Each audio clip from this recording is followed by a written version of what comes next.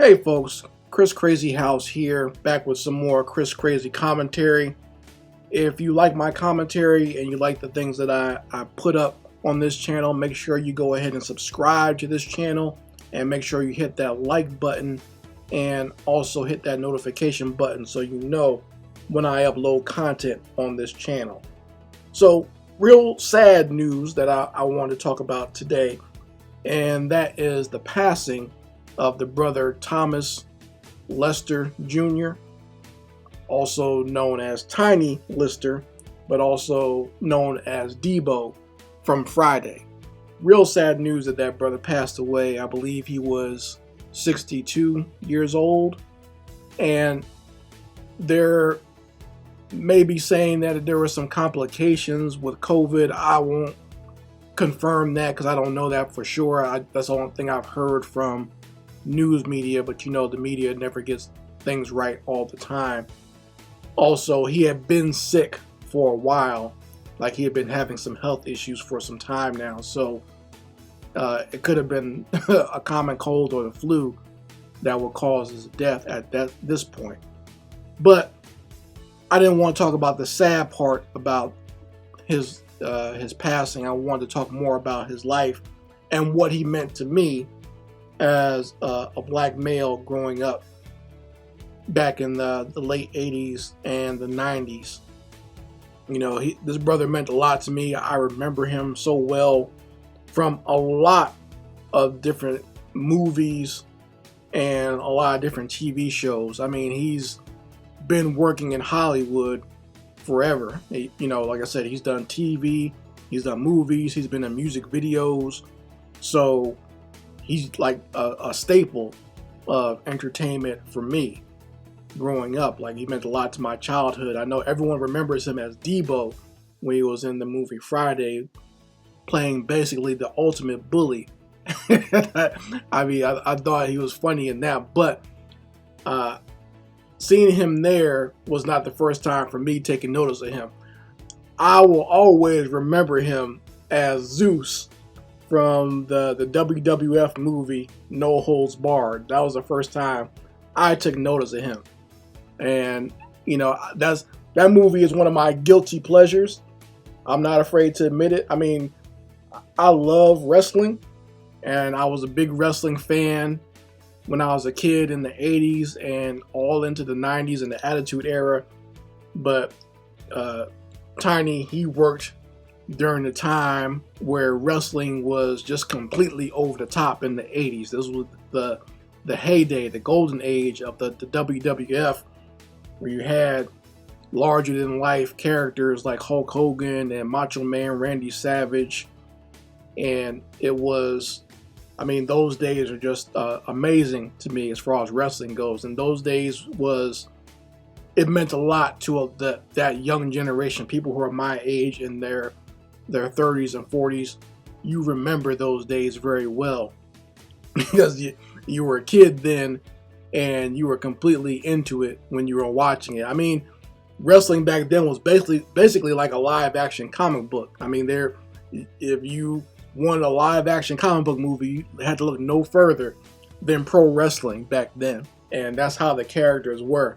I mean, Hulk Hogan was basically supposed to be like almost like a Captain America style superhero, and they always had a villain for him to face in every WrestleMania, whether it be King Kong Bundy, Andre the Giant, Mr. Wonderful, Paul Orndorff. And I think it was either 88 or 89 where they had Tiny Lister as Zeus. And this was when they made that movie No Holds Barred. That was like the WWF's first attempt at making a movie. And I don't think it did well financially or critically, obviously, but it was a silly ass movie that I remember me and my little brother we ate that shit up. We ate that movie up. It was so ridiculous. But Tiny Lister was as the main villain in that movie, playing Zeus. He was extremely intimidating. Now, you know, I had seen, you know, intimidating characters before, but to me, he was probably the most intimidating. He just looked crazy, and like he barely spoke. He only like spoke almost like this crazy screams or whispers, He had the crooked eye, everything. He just looked completely bugged out. He played the character very well.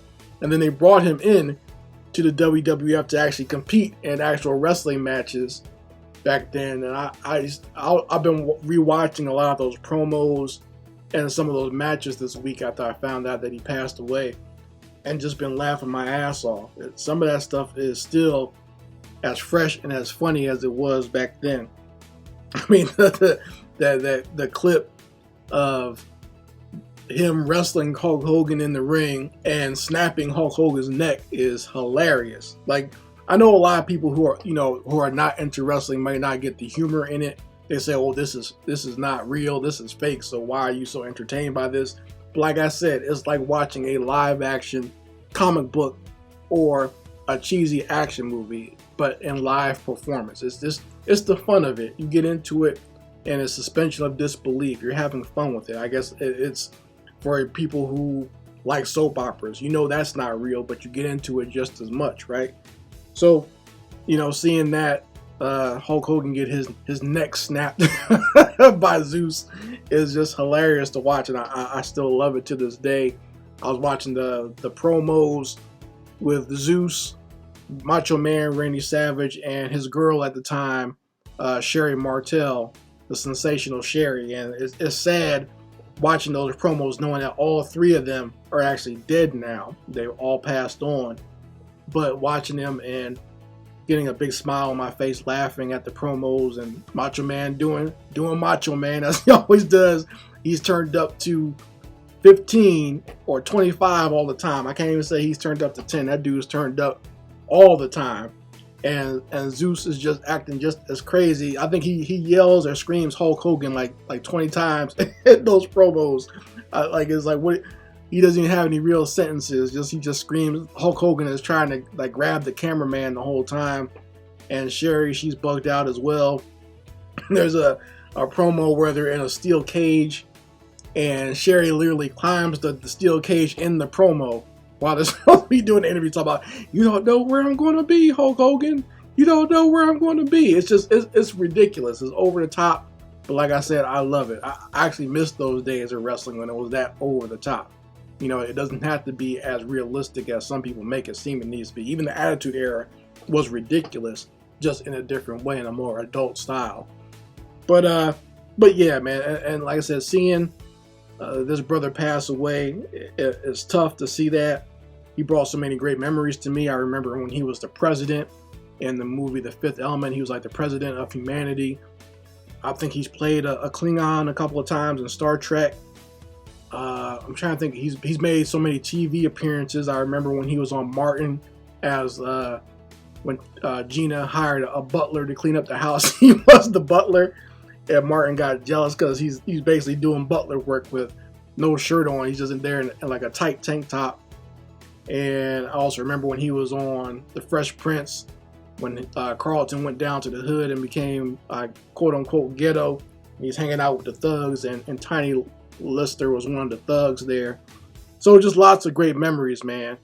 Lots of great memories of that brother, and I just want to thank him from the bottom of my heart, and thank you. And I feel real bad for his family. My condolences to them.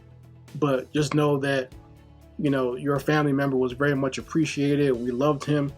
He is a big staple of all of our childhood or our teenage years, and brought so many great memories to us and all the things that he's appeared in. So thank you, Tiny Lester, aka Zeus. You meant a lot to us growing up, and you meant a lot to a little kid like myself when I watched you on wrestling and in movies. So you guys let me know if you have any good memories of Tiny Lester, and you remember anything that he's been in that I might have forgotten, because he's been in so much stuff. I know it's hard to put it all together. Probably have to look at his filmography to find out everything he's been in, and some things you might even be surprised about. So share your memories in the comments section and let me know how you feel about him as well. You guys take care, and Chris Crazyhouse signing out. Peace.